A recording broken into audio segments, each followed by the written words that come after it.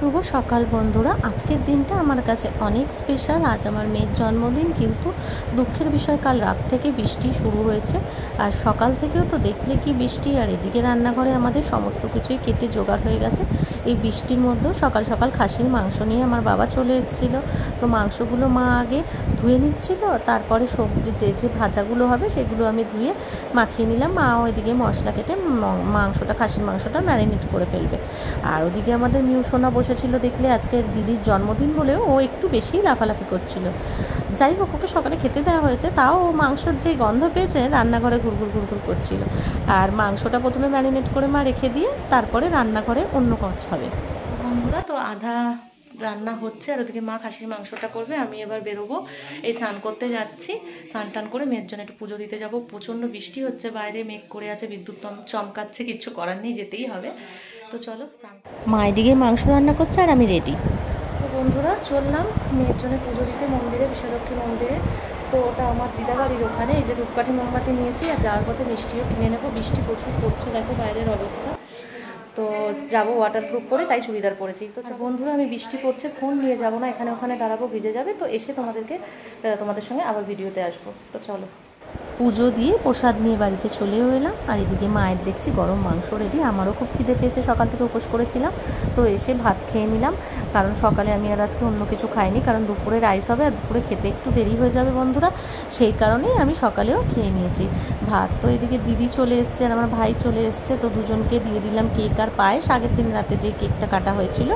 এদিকে এবার রাইসও করা হচ্ছে, আর এখানে মেয়ের আশীর্বাদ চলছে, আর সবাই ওকে আশীর্বাদ করবে।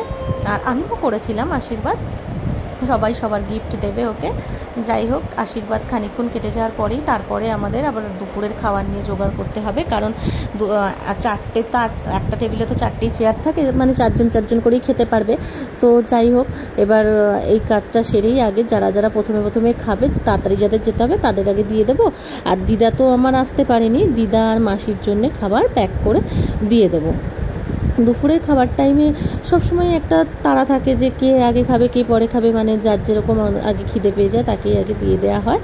আর আমার মেয়ে তো মানে জন্মদিনটায় ভীষণ খুশি থাকে, আর সবসময় বলে মা আমাকে কিন্তু জন্মদিনের দিন বকবে না, আগের থেকেই বলে দেয়। যদিও আমি ওকে বিশেষ একটা বকি না, কিন্তু তাও জন্মদিনের দিনটা একেবারেই বকি না, মানে যাই করুক না কেন চুপ করে থাকি, কিচ্ছু বলি না। কারণ জন্মদিনের দিন ছোটোবেলায় আমার মাও আমাদের কোনো সময় বকাবকি করতো না, সেই কারণে আমিও কোনো সময় মেয়েকে বকাবকি করি না। আর এই জন্যই ওই দিনটা ও নিজের মতন করে আনন্দে কাটায়। সবাই ওকে আশীর্বাদ করে ফেললো, সারা হয়ে গেল।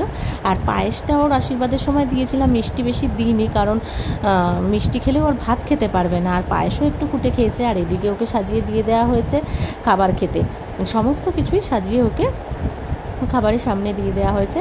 আর যে এগুলো প্রত্যেকটাই ও খেতে ভালোবাসে। আমি রাইসের সাথে সাধারণত ডাল আমরা খাই না, মাংসই খাই। আর মাটন থাকলে তো কিছুই লাগে না, কিন্তু জন্মদিন বলে একটু ডাল, 5 রকমের ভাজা, এগুলো না করলে একদমই ভালো লাগে না। তাই প্রথমে ওকে দিলাম, তারপরে এদিকে বসেছে আমার ভাগ্নি, এদিকে ভাই, আর এদিকে বাবা, 4 জন খেয়ে নেবে। তারপরে আবার মা দিদি খাবে, আর সব শেষে খাবো আমি, আর তার আগে খাবে আমার শাশুড়ি মা।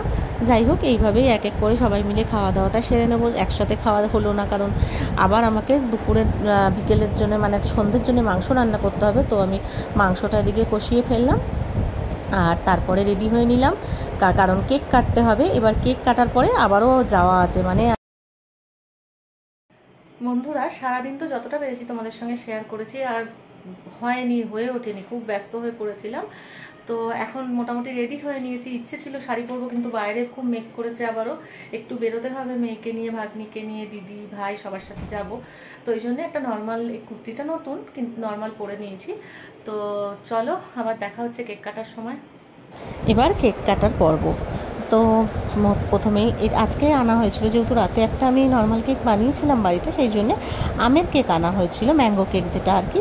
আর ছিল দুজন, এখানে ছিল দুটো পুচকে ছিল, আর আমিও সাথে ছিলাম, আরও অনেকে বাড়ির যারা ছিল সবাই ছিল। দিয়ে কেক কাটা হবে। আর মেয়ে প্রথমে রাত্রেবেলা ওর বাবাকে প্রথম কেকটা খাই দিয়েছিল কেটে, আর এবারে ওর বাবার সামনে ছিল না, ওদিকে একটু ব্যস্ত ছিল বন্ধুদের সাথে, তো সেই কারণে আমাকেই খাইয়ে দিয়েছে প্রথমে কেকটা। তারপরে আমরা রেডি হয়ে তো ছিলাম, বেরিয়ে পড়েছি সন্ধ্যের দিকে। আর টোটো করেই গেলাম আমরা, কারণ গাড়ি করে এতজন যাওয়া যাবে না, 5 জন স্কুটি করে, 2টো স্কুটিতেও হতো না। যাই হোক, এবার প্রথমে আমরা ওখান থেকে গেছিলাম একটু ঘড়ির দোকানে, তারপরে ওখান থেকে আমরা রেস্টুরেন্ট চলে এসেছি। এখানে এসে আমরা রাতের খাবারটাও সেরে যাব। প্রথমে ইচ্ছে ছিল না আসার, কিন্তু আমার দিদি বেরোলে কিছু না খাইয়ে মোটেই ছাড়বে না, বলছে আজকে আমার প্রচুর জন্মদিন বলে কথা, তো নানা রকম খাবার দিয়ে রাতের খাবারটা হলো। প্রথমেই ফ্রেঞ্চ ফ্রাই ছিল, তার সাথে সস ছিল, এরপরে ছিল চিকেন টেংরি কাবাব, তারপরে ছিল চাউমিন ছিল, মিক্স চাউমিন ছিল, আর তার সাথে ছিল চিকেনের একটা আইটেম, সম্ভবত কি গার্লিক চিকেন বোধহয়। যাই হোক, সমস্ত কিছুতে আমরা খুব সুন্দর করে খাওয়া দাওয়া সেরে তারপরে বেরিয়ে পড়লাম বাড়ির দিকে। এখন প্রায় রাত্রি বেজে গেছে 10টা। তো এরপরে আমরা দিদিকে নামিয়ে দিয়ে চলে যাব বাড়ি। তো পুরো ভিডিওটা তোমাদের কেমন লাগলো বন্ধুরা